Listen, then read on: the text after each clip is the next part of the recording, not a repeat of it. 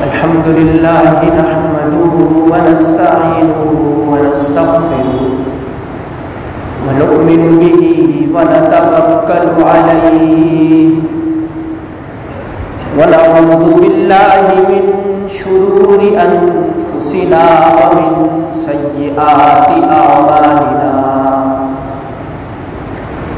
من يهده الله فلا مضل له ومن يضلله فلا هادي له ونشهد أن لا إله إلا الله وحده لا شريك له ونشهد أن سيدنا وسندنا ونبينا ومولانا محمدا صلى الله عليه وعلى آله وبارك وسلم تسليما كثيرا أما بعد فأعوذ بالله من الشيطان الرجيم بسم الله الرحمن الرحيم حاميم والكتاب المبين إنا أنزلناه في ليلة مباركة إنا كنا منذرين فيها يفرق كل أمر حكيم أمرا من عندنا إنا كنا مرسلين صدق الله العظيم اللهم صل على محمد وعلى آل محمد كما صليت على إبراهيم وعلى آل إبراهيم إنك حميد مجيد اللهم بارك على محمد وعلى آل محمد كما باركت على إبراهيم وعلى آل إبراهيم إنك حميد مجيد. محترم عزیزوں، بزرگوں، نوجوانوں، بچوں، پردہ دار ماؤں اور بہنوں، اللہ رب العالمین کا شکر ہے کہ ہم مسلسل رمضان المبارک کے قریب ہوتے چلے جا رہے ہیں اور ہمارے حصے میں وہ نعمتیں، وہ برکتیں، رحمتیں اور مغفرتیں بس وہ ہماری منتظر ہے اور یہ شعبان کا مہینہ ختم ہوتے ہی ہم رمضان المبارک میں داخل ہونے والے ہیں۔ گزشتہ مہینہ جو رجب کا مہینہ تھا اس میں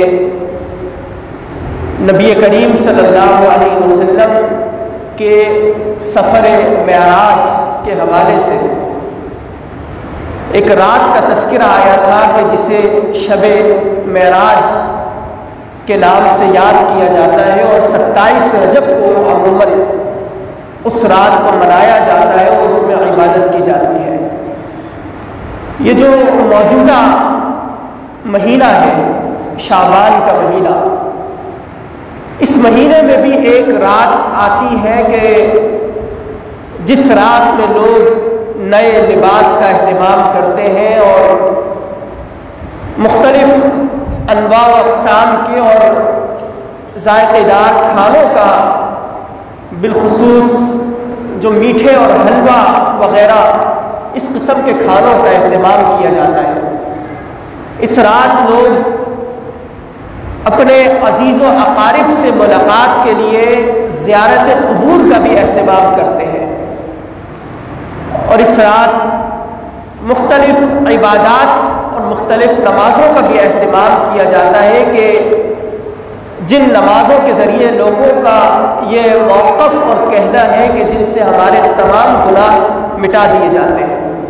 اور پھر اگلے دن روزے کا بھی اہتمام کیا جاتا ہے۔ یہ جو تمام چیزیں ہیں، کیا یہ تمام باتیں، زیارت قبور کا اہتمام کرنا، کچھ اہم قسم کے کھانے بنانا، عمدہ اور اچھا لباس پہننا، کیا یہ تمام چیزیں قرآن و حدیث سے ثابت ہیں یا نہیں؟ آج کی گفتگو میں اس پر مکمل اور تفصیلی بات کی جائے گی۔ اسی طرح ایک موقف یہ بھی بیان کیا جاتا ہے کہ یہ رات وہ رات ہے، یعنی شب برات کی رات، کہ جس رات قرآن کریم نازل کیا گیا۔ تو پہلے قرآنی آیات کا مطالعہ کرتے ہیں اور دیکھتے ہیں کہ کیا یہ رات افضل رات ہے یا نہیں، اور پھر احادیث کا مطالعہ کریں گے، اور احادیث میں بھی پہلے صحیح احادیث اور پھر موضوعی اور من گھڑت روایات کا ذکر کیا جائے گا۔ قرآن کریم میں 3 مختلف مقامات پر 3 آیات کا ذکر ہے، اور ان تینوں آیات میں اللہ رب العالمین نے نزول قرآن کا ذکر فرمایا ہے کہ قرآن ہم نے اس رات میں نازل فرمایا۔ پہلی آیت سورۃ البقرہ کی آیت ہے، جو مشہور آیت ہے کہ شہر رمضان الذی انزل فیہ القرآن، کہ رمضان وہ مہینہ ہے کہ جس مہینے میں قرآن نازل کیا گیا۔ تو اس آیت کی روشنی میں یہ مسئلہ ہمیں معلوم ہوتا ہے کہ قرآن رمضان المبارک میں نازل ہوا، رمضان کے علاوہ کسی اور مہینے میں قرآن نازل نہیں ہوا۔ دوسری آیات جو سورۃ السجدہ کی آیات ہے، بلکہ 25واں پارہ ہے، سورت نمبر 44 ہے، جس کی تلاوت میں نے آپ کے سامنے کی ہے۔ ان آیات میں اللہ رب العالمین نے فرمایا کہ حامیم والکتاب المبین، کہ قسم ہے کتاب مبین کی، انا انزلناہ فی لیلۃ مبارکہ، بے شک ہم نے اس کتاب مبین کو لیلہ مبارکہ میں نازل فرمایا، یعنی ایک بابرکت رات میں نازل فرمایا، اور وہ بابرکت رات ایسی کہ فیہا یفرق کل امر حکیم، کہ اللہ رب العالمین اس رات میں ہر معاملے کا فیصلہ فرماتے ہیں، ہر قسم کے، فیہا یفرق کل امر حکیم، تقدیر کا فیصلہ، گناہوں سے نجات دلانے کا فیصلہ، کن لوگوں کو جنت میں کن کو جہنم میں بھیجنا، مکمل کئی حوالوں سے اللہ رب العالمین اس رات میں فیصلہ فرماتے ہیں۔ یہ سورہ دخان کی ابتدائی آیات ہے کہ جن آیات میں یہ بات بیان کی جا رہی ہے کہ قرآن ہم نے لیلہ مبارکہ میں نازل فرمایا، اور لیلہ مبارکہ وہ رات کہ جس میں تقدیر کے، جنت اور جہنم کے اور مختلف حوالوں سے اللہ رب العالمین فیصلے فرماتے ہیں۔ تیسری آخری پارے کی آیات ہے سورۃ القدر کی آیات، کہ جن میں اللہ رب العالمین نے فرمایا کہ انا انزلناہ فی لیلۃ القدر، کہ بے شک ہم نے قرآن کو لیلہ قدر میں نازل فرمایا، شب قدر میں۔ وما ادراک ما لیلۃ القدر، اور یہ لیلۃ القدر یہ کون سی رات ہے؟ لیلۃ القدر خیر من الف شہر، 1000 مہینوں سے افضل رات۔ تنزل الملائکہ والروح فیہا، آسمان سے اللہ کے فرشتے اس رات میں نازل ہوتے ہیں، اور حضرت جبریل علیہ السلام بھی اس رات میں نازل ہوتے ہیں۔ بِإِذْنِ رَبِّهِمْ مِنْ كُلِّ أَمْرٍ سَلَامٍ، یعنی یہ 3 مقامات پر قرآن کے نزول کے حوالے سے اللہ رب العالمین نے آیات اتاری ہے، اور تینوں آیات سے یہی بات ہمیں معلوم ہوتی ہے کہ شب قدر یعنی رمضان المبارک کے آخری عشرے کی طاق راتوں میں سے کوئی ایک رات ایسی ہے کہ جس میں قرآن کریم نازل ہوا۔ وہ رات شب قدر بھی ہے، وہ رات لیلہ مبارکہ بھی ہے، اور وہ رات رمضان المبارک کی رات ہے۔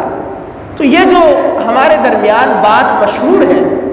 کہ 15ویں شعبان یعنی شب برات وہ رات ہے کہ جس میں قرآن کریم نازل ہوا، اور لوگوں کے حوالے سے تقدیر لکھے جانے کا اور جنت اور جہنم کا اور مختلف حوالوں سے فیصلہ کیا جاتا ہے۔ قرآن کی روح سے یہ بات پتہ چلتی ہے کہ یہ نقطہ نظر غلط ہے، درست نہیں ہے، کیونکہ لیلۃ القدر وہ رات ہے کہ جس میں مختلف حوالوں سے فیصلے کیے جاتے ہیں، اور اللہ رب العالمین جس کی مغفرت کرنا چاہے اس رات میں مغفرت فرماتے ہیں۔ تو یہ قرآنی آیات سے ہمیں یہ بات دو ٹوک انداز سے اور واضح طور پر پتہ چلتی ہے۔ اس طرح یہ بات بھی پتہ چلتی ہے کہ شب برات یہ قرآن کریم سے کہیں سے بھی ثابت نہیں ہوتی ہے۔ اکثر لوگ یہ جو آیت ہے کہ انا انزلناہ فی لیلۃ مبارکہ، اس آیت کی روشنی میں سورۃ الدخان 44ویں سورت ہے اور اس کی آیت نمبر 4 ہے، اس آیت سے شب برات کو ثابت کرنے کی کوشش کرتے ہیں اور اس کو گول مول انداز سے کسی نہ کسی طرح بس چاہتے ہیں کہ یہ رات ثابت ہو جائے اور فضیلت والی رات، تاکہ ہم اس میں عبادات کا اور مختلف حوالوں سے اہتمام کر سکیں۔ تو یہ آیت بھی ہمیں یہ بات بتاتی، اکثر جو مفسرین ہیں جو مستند ہیں اور اچھے اور جید علماء کرام اور مفسرین میں شامل ہیں، وہ یہ بات کہتے ہیں کہ یہ آیت بھی رمضان المبارک کے حوالے سے اور شب قدر کے حوالے سے ہے اور اسی میں قرآن کریم نازل ہوا۔ آئیے اب ہم دیکھتے ہیں کہ احادیث ہمیں کیا بتاتی ہے، کیا احادیث کی روشنی میں بھی یہ شب برات ثابت ہوتی ہے یا نہیں۔ یہ جو نام اس کا رکھا گیا ہے شب برات، یعنی برات کہتے ہیں آزادی کو، کسی چیز سے انسان کو آزادی مل جائے۔ وہ جو سورہ بقرہ ہم پڑھتے ہیں اس کی پہلی آیت کا ہم مطالعہ کرتے ہیں، اس میں ہے کہ براءۃ من اللہ ورسولہ، کہ اللہ رب العالمین بھی اور اللہ کے رسول صلی اللہ علیہ وسلم بھی اعلان برات کرتے، یعنی آزادی کا اظہار کرتے۔ کس سے؟ مشرکین سے۔ تو برات کا مطلب جو ہے وہ آزادی کا اعلان ہے، یعنی گناہوں سے آزادی۔ ہم نے جو نام اس رات کا رکھا ہے اس سے یہ بات پتہ چلتی ہے کہ شب برات کا مطلب ایسی رات کہ جس میں گناہوں سے آزاد کیا جاتا ہے اور گناہ دھو دیے جاتے ہیں اور انسان کی مغفرت کر دی جاتی ہے۔ حالانکہ قرآن ہمیں کیا بتا رہا ہے کہ یہ رات کہ جس میں گناہ دھل جاتے ہیں، گناہوں سے مغفرت مل جاتی ہے، وہ شب برات نہیں بلکہ لیلۃ القدر ہے، شب قدر کی رات ہے۔ احادیث میں ایک روایت میں آتا ہے، نبی اکرم صلی اللہ علیہ وسلم فرماتے ہیں کہ شب برات ایک ایسی رات ہے کہ جس رات میں اللہ رب العالمین آسمان دنیا پر متوجہ ہوتے ہیں اور اللہ رب العالمین براہ راست بندوں کی جانب متوجہ ہو جاتے ہیں اور اپنے بندوں پر نظر رحمت فرماتے ہیں، اور دو لوگوں کے علاوہ تمام لوگوں کو معاف کر دیا جاتا ہے، ان کی مغفرت کر دی جاتی ہے، دو لوگوں کے علاوہ۔ یہ روایت اس کو علامہ ناصر الالبانی رحمۃ اللہ علیہ، یہ بڑے جید محدث گزرے ہیں جنہوں نے حدیث پر انتہائی علمی کام کیا ہے اور کئی جلدوں پر مشتمل الاحادیث الصحیحہ اور الاحادیث الضعیفہ کے نام سے انہوں نے کتابیں لکھی ہیں۔ الاحادیث الصحیحہ میں ان روایات کو شامل کیا ہے کہ جو روایات صحیح درجے کی اور مستند درجے کی روایات ہیں، اور الاحادیث الضعیفہ اس میں ان روایات کو شامل کیا ہے کہ جو انتہائی کمزور اور ضعیف درجے کی روایات ہیں، اور آخر میں ان روایات کو بھی شامل کیا کہ جو موضوعی اور من گھڑت روایات، یعنی خود سے گڑھ لی گئی ہے اور خود سے روایات اور نبی کریم صلی اللہ علیہ وسلم کی طرف باتیں منسوب کر دی گئی۔ تو علامہ ناصر الالبانی رحمۃ اللہ علیہ فرماتے ہیں کہ یہ جو روایت ہے کہ اللہ رب العالمین 15ویں شعبان کو بندوں کی جانب متوجہ ہوتے ہیں اور نظر رحمت فرماتے ہیں، اور دو بندوں کے علاوہ تمام لوگوں کے گناہ معاف کر دیے جاتے ہیں۔ ان دو لوگوں میں پہلا وہ کہ جو مشرک ہوتا ہے، شرک کے اندر مبتلا ہے، اللہ رب العالمین کی جو قدرت ہے اس کی قدرت کے اندر دیگر چیزوں کو بھی شریک کرتا ہے،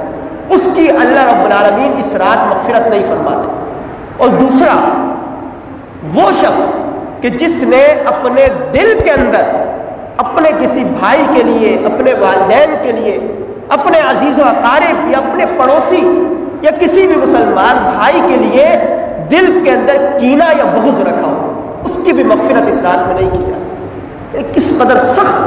بات کی جا رہی ہے، یعنی ہم میں سے ہر شخص کسی نہ کسی سے بغض رکھنے والا ہے، دل کے اندر کسی نہ کسی سے حسد کی آگ جلتی رہتی ہے کہ وہ شخص جو مختلف نعمتوں کے اندر اور مال و دولت کے حوالے سے یا کسی بھی حوالے سے ترقی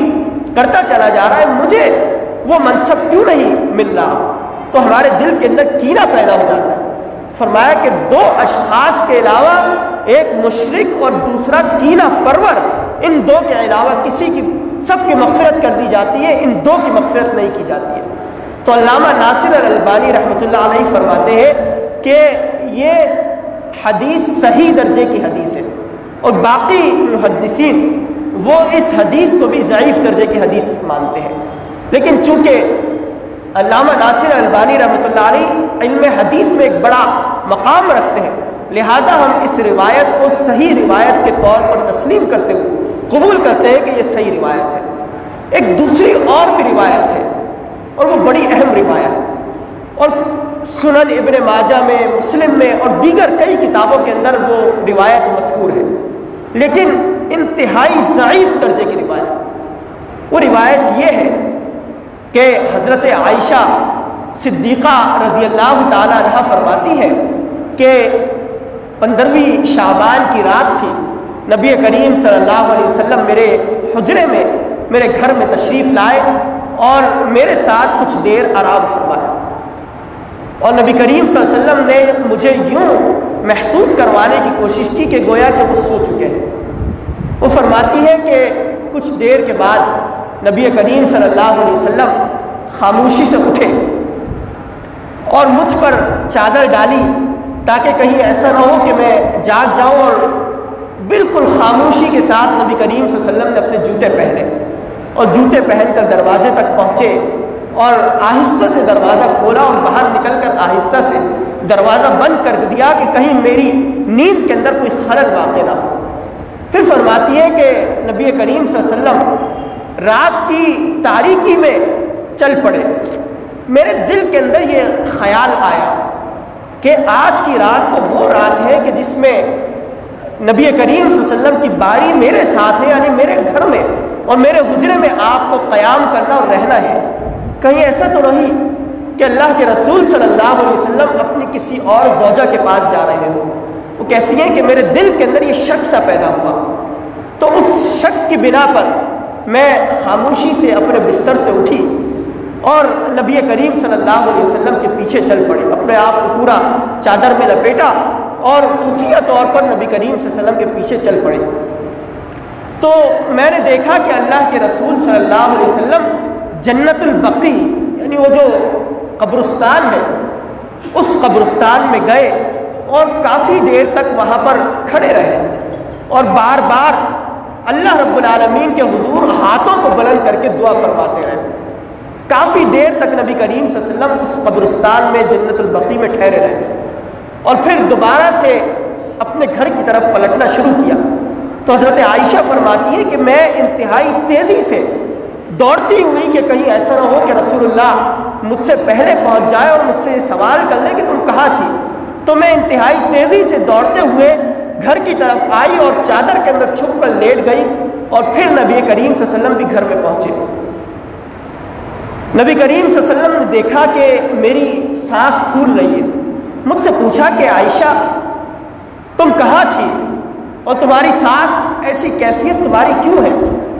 تو حضرت عائشہ فرماتی ہیں کہ میں نے اللہ کے رسول صلی اللہ علیہ وسلم کو ایک پورا ماجرا بتایا کہ ایسا ایسا ہوا، میرے دل میں خیال آیا اور میں آپ کے پیچھے چل پڑی۔ تو نبی کریم صلی اللہ علیہ وسلم نے حضرت عائشہ صدیقہ رضی اللہ عنہا سے فرمایا کہ عائشہ آج کی رات وہ رات ہے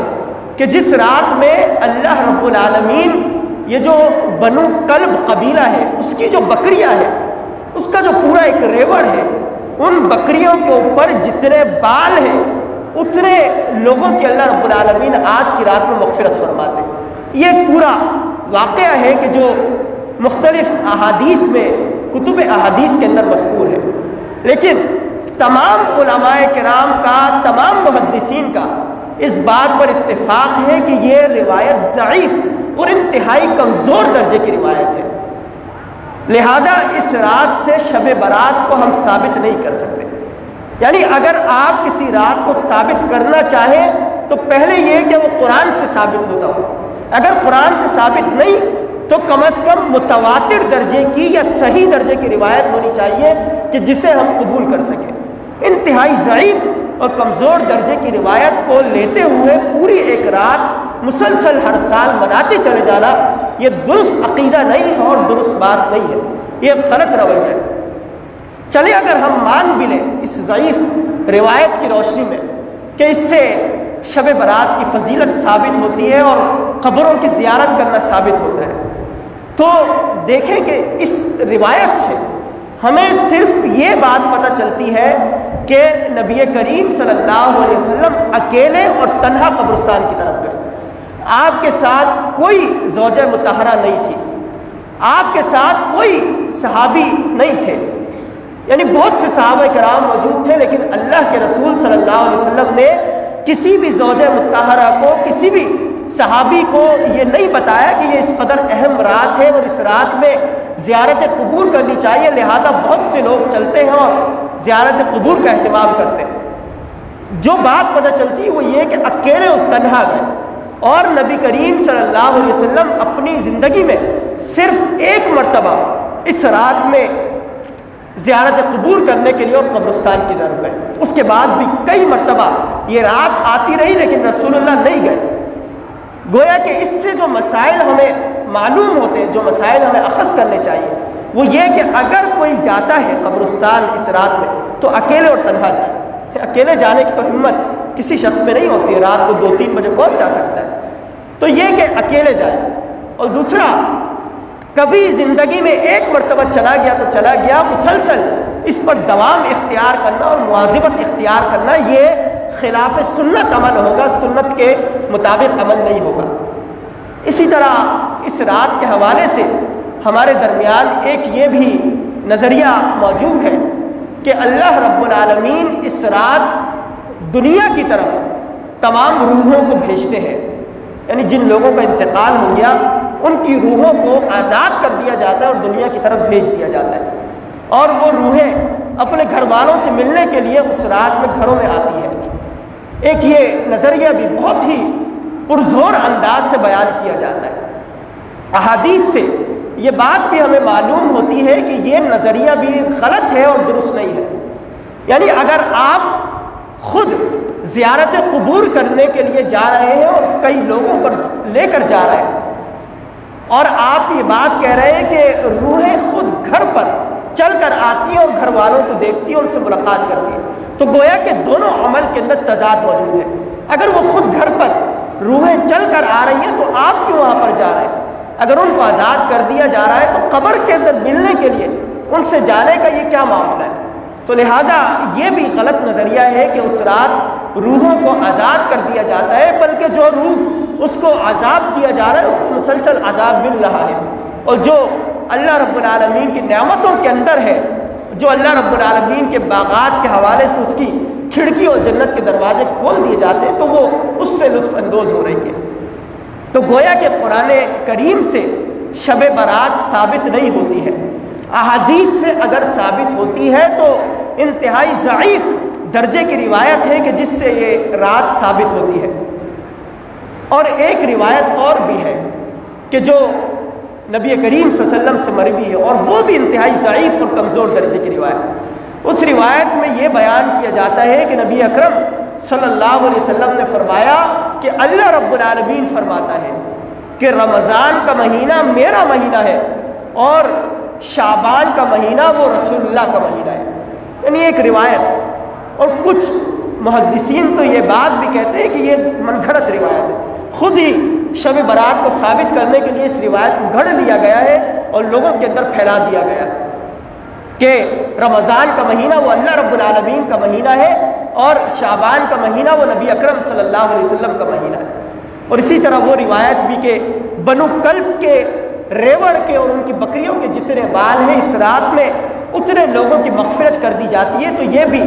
ایک قسم کی موضوعی روایت اور کمزور اور ضعیف درجے کی روایت ہے۔ تو گویا کہ اس رات کو منانا، اس میں زیارت قبور کا اہتمام کرنا یہ ثابت شدہ عمل نہیں ہے۔ اگر کوئی اس کا اہتمام کرتا ہے تو یہ خلاف سنت عمل ہوگا۔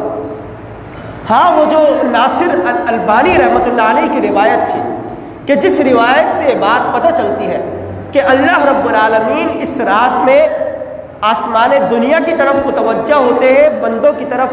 نظر رحمت فرماتی ہیں، تو اس روایت سے ہمیں یہ بات پتہ چلتی ہے کہ کچھ نہ کچھ اس رات کی فضیلت ضرور ہے۔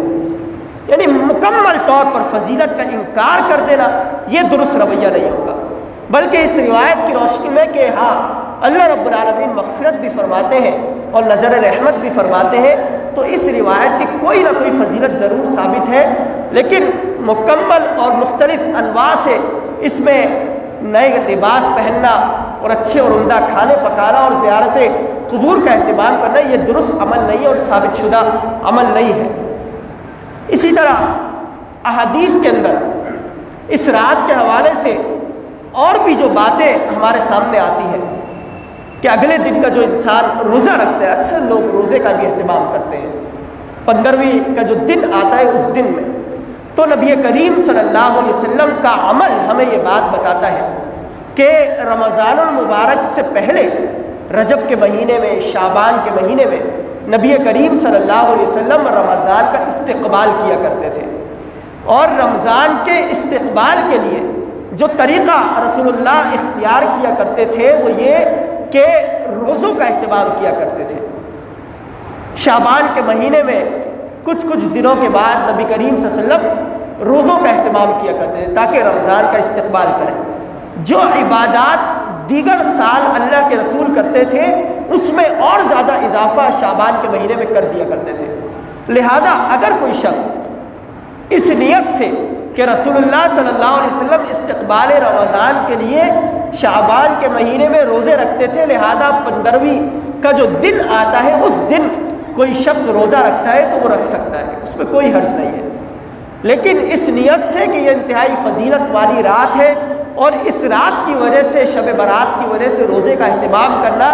اگر اس نیت سے کوئی کرتا ہے اور یہ بات سمجھتا ہے کہ اگر اس دن کے روزے سے ہم نے انکار کر دیا اور روزہ نہیں رکھا تو گویا کہ یہ بدعت کے درجے میں چلا جائے گا۔ یعنی بدعت کی تعریف ہی یہ ہے کہ انسان کوئی اچھا عمل کرے اور اس نیت سے کرے کہ یہ عمل دین کا حصہ ہے، اگر میں نے نہیں کیا تو میں گناہگار کہلاؤں گا۔ یعنی کسی عمل کو جو رسول اللہ سے ثابت نہیں ہے اس کو دین کا حصہ بنا لینا اور یہ بات سمجھنا کہ اگر ایسا نہ کیا تو گویا کہ یہ خلاف سنت اور خلاف دین عمل ہو جائے گا، تو یہ بدعت کی تعریف کے اندر یہ بات شامل ہو جاتی ہے۔ اور اسی طرح ہمارے درمیان یہ جو لوگ عموماً سوشل میڈیا کا استعمال کرتے ہیں ان لوگوں کو بالخصوص میں یہ بات کہنا چاہوں گا کہ ہمارے درمیان واٹس ایپ پہ، فیس بک پہ، ہر جگہ پر مختلف نمازیں وہ گردش کرتی ہیں کہ 15ویں شعبان کو یہ اور یہ اور یہ نمازیں نبی کریم صلی اللہ علیہ وسلم سے ثابت ہیں، اگر ان نمازوں کا اہتمام کر لیا تو گویا کہ آج تک ہم نے جتنے بھی گناہ کیے ان تمام گناہوں کو اللہ رب العالمین معاف کر دیں گے۔ ان میں سے ایک اس قسم کی نماز کہ وہ 14 رکعات پر مشتمل ہے اور اس میں سورۃ الفاتحہ کے بعد 10 مرتبہ سورۃ الاخلاص کا اہتمام کیا جائے، اور اس طرح 14 رکعتیں اگر کسی نے پڑھ لی تو اس کے گزشتہ تمام گناہ اللہ رب العالمین معاف کر دیں گے۔ یہ جو روایت ہے کہ جسے اللہ کے رسول کی طرف منسوب کیا جاتا ہے یہ من گھڑت روایت خود سے گھڑ لی گئی ہے اور مسلمانوں کے درمیان پھیلا دی گئی ہے۔ اسی طرح ایک روایت یہ بھی ہے پھیلا دی گئی اور من گھڑت روایت ہے کہ 100 رکعات کا اگر کسی شخص نے اہتمام کیا تو ان 100 رکعتوں کے نتیجے میں اس کے اگلے اور اس کے بعد جو وہ گناہ کرے گا وہ تمام گناہ اس کے معاف کر دیے جائیں گے۔ یعنی بعد میں جو بندہ گناہ کر رہا ہے اس کا بھی کوئی حساب و کتاب اس سے نہیں ہوگا۔ عقل میں نہ آنے والی باتیں ایسی روایات گڑھ لی جاتی ہیں۔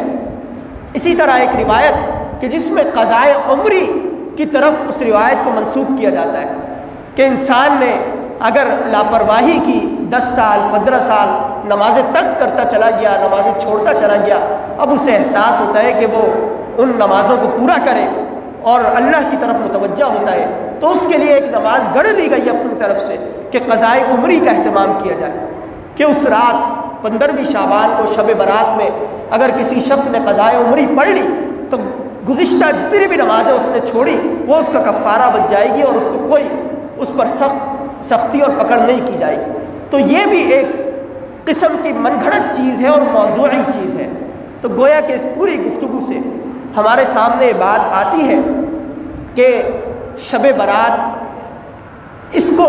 قرآن سے ثابت کرنا درست نہیں ہے۔ سورہ دخان کی آیت نمبر 4 سے جو یہ رات ثابت کی جاتی ہے یہ غلط ہے، بلکہ آیت نمبر 4 سے رمضان کی اور شب قدر کی فضیلت ہمارے سامنے آتی ہے، اور احادیث سے ہمیں صرف یہ بات معلوم ہوتی ہے کہ یہ وہ رات ہے کہ جس میں اللہ رب العالمین بندوں کی جانب متوجہ ہوتے ہیں اور ان پر نظر رحمت فرماتے ہیں۔ اس کے علاوہ جتنی بھی روایات ہیں زیارت قبور کے حوالے سے ہو یا کسی بھی حوالے سے، وہ تمام روایات یا تو ضعیف اور کمزور درجے کی روایت ہے یا من گھڑت روایت ہے، اور خود سے ان روایات کو بنا لیا گیا اور رسول اللہ کی طرف منسوخ کر دیا گیا۔ لہذا ہمارا کرنے کا کام یہ ہے کہ ہم صحیح اور درست سنت کو زندہ کرتے ہوئے اللہ رب العالمین کے رسول صلی اللہ علیہ وسلم کی احادیث کا مطالعہ کریں، اسے دوسروں تک پہنچائیں، خود بھی اور دوسروں کو بھی اس پر عمل کرنے پر آمادہ کریں۔ اللہ رب العالمین سے دعا ہے کہ ہمیں ان باتوں پر عمل کرنے کی توفیق عطا فرمائے۔ وآخر دعوانا ان الحمد للہ رب العالمین۔